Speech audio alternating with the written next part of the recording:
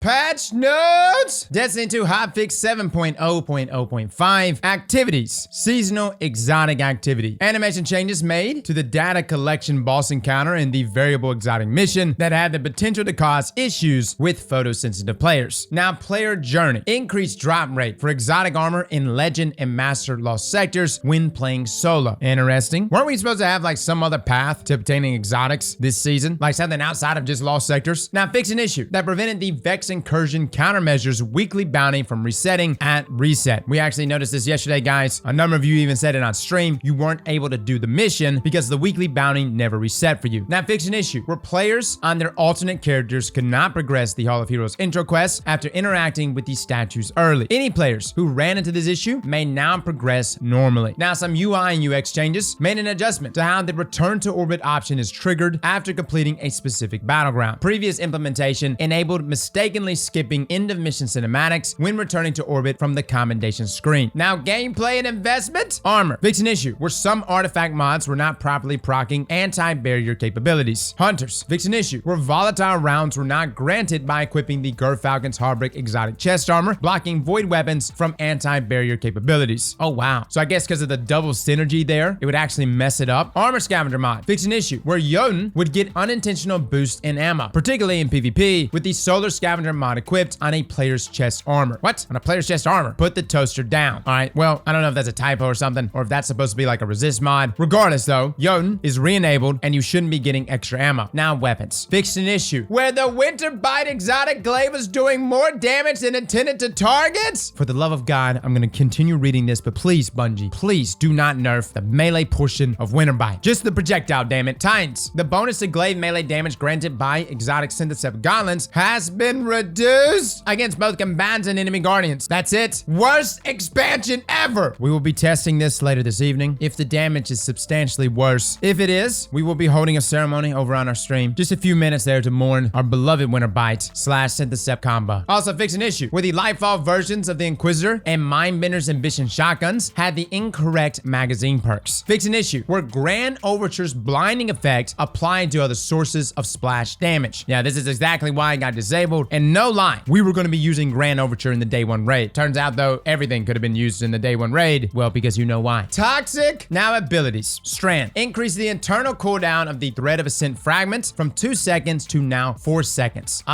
This is actually the fragment that grants bonus airborne effectiveness and handling after activating your grenade ability. I didn't think this was like busted, but I guess Bungie wants to take care of it before Trials launches tomorrow. But moving on, Strand. Fix an issue where after a player grappled to a thrown tangle, the Berserker into the fray aspect would fail to activate on further tangle detonations. Oh, I didn't even realize that. Again, destroying a tangle with that aspect or even casting your super grants woven mail for nearby allies. So something about this interaction stopped that. Now, another Strand change. Fix an issue where the suspending detonation from the Broodweaver's Mind Spun invocation aspect was not properly stunning unstoppable champions.